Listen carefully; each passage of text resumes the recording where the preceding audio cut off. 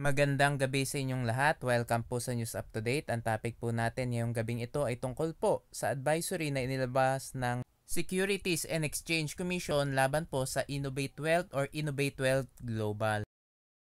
Basahin po natin yung nakapaloob po sa advisory ng SEC laban po sa Innovate Wealth Global. This is to inform the public that Innovate Wealth Global is not authorized to solicit investment from the public. So, ibig sabihin po, wala pong secondary license yung Innovate Wealth Global, kaya illegal po ang kanilang ginagawang investment solicitation activities. Based on the information gathered from the reports and data from open sources, Innovate Wealth Global is an entity supposedly engaged in the trading of cryptocurrency, color game, betting, and AI prediction bot. Alam naman natin na yan ang modus ngayon ng mga companies. Kunwari, nagtitrade daw sa cryptocurrency o nasa casino. Yan po ang modus ng mga companies ngayon. Kaya nga dapat maging maingat. Huwag kayong magpapaniwala na nasa casino daw sila o sa cryptocurrency trading or forex trading, binobola lang kayo. Kasi ang tanging source of income nila ay yung pay-in ng mga investors, at kapag naabot na nila yung quota nila o kapag konti lang yung sumasali sa kanila, ay tataob po yan. As posted online by Innovate Wealth's global admin, the would-be investor may invest by choosing a plan. The investment plan may vary from Fast Start, Leadership Program, Bronze Plan, and up to Platinum Plan. Ang pinaka-minimum daw ay 100 pesos at ang pinakamalaki ay 500,000 pesos. At yung interest per week daw that an investor may earn ay nagre-range mula 10.88% hanggang 28.56% depending on the initial investment. So dyan pa lang po mga kababayan, too good to be true. Kasi nangangako din sila ng double your money, kasi ang 28.56% per week sa loob ng 4 na linggo o isang buwan, yan ay double your money.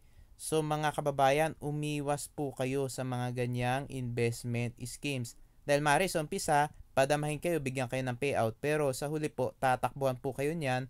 Katulad po na nangyayari ngayon sa CCO Media na wala na pong payout.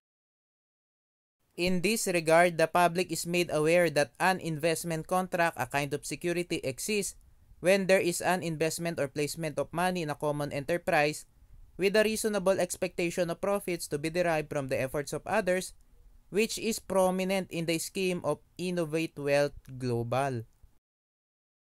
As such, the Securities Regulation Code or SRC requires that said offer and or sale of securities must be duly registered with the Commission, and that the concerned entity and or its agents should have the appropriate registration and or license to sell such securities to the public. Moreover, the Financial Products and Services Consumer Protection Act or FCPA also prohibits investment fraud, which is defined under the law as any form of deceptive solicitation of investments from the public, which includes Ponzi schemes and such other schemes involving the promise or offer of profits or returns sourced from the investments or contributions made by the investors themselves, and offering or selling of investment schemes to the public without a license. Based on the Commission's database, Innovate Wealth Global is not registered as a corporation. So, hindi po nakarehistro sa SEC yang Innovate Wealth Global. Hence, Innovate Wealth Global operates without the necessary license and or authority to solicit, accept, or take investments or placements from the public, nor to issue investment contracts and other forms of securities defined under Section 3 of the Securities Regulation Code or SRC. So, ibig sabihin, wala rin pong secondary license yung Innovate Wealth Global. Kaya po, iwasan na po ninyo yan. Yung Innovate Wealth Global po ay isa na naman Ponzi scam.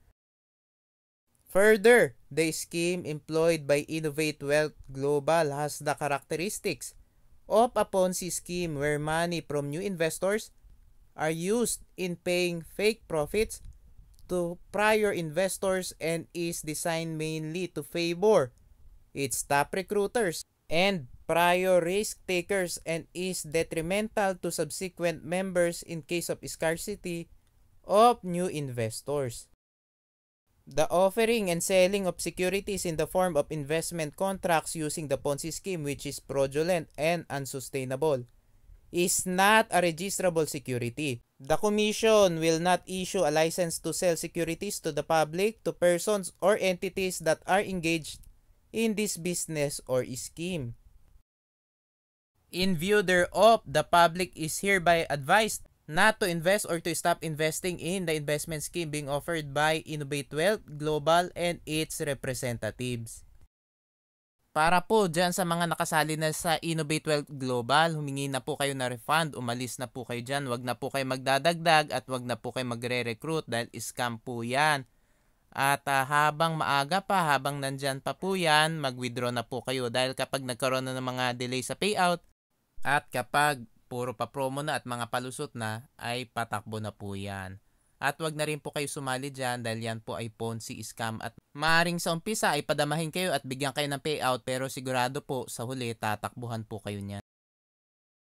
At babala po para sa mga umaaktong salesmen, brokers, dealers, or agents of Innovate Wealth Global in selling or convincing people to invest in the investment scheme being offered by the said entity, including soliciting investments or recruiting investors through the internet, may be held criminally liable under Section 11 of the FCPA and Section 28 of the SRC, were both penalized separately with a maximum fine of 5 million pesos or imprisonment of 21 years or both pursuant to Section 73 of the SRC.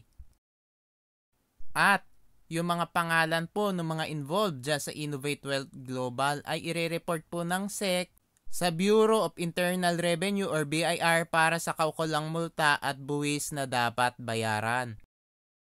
Kung meron po kayo impormasyon tungkol po sa operasyon ng Innovate Wealth Global pati na rin sa mga representatives niyan, ay pwede nyo pong isend ang inyong report sa pamamagitan ng email sa email po na EIPD na epd@sec.gov.ph. Ito pong advisory ay inilabas noong October 10, 2023.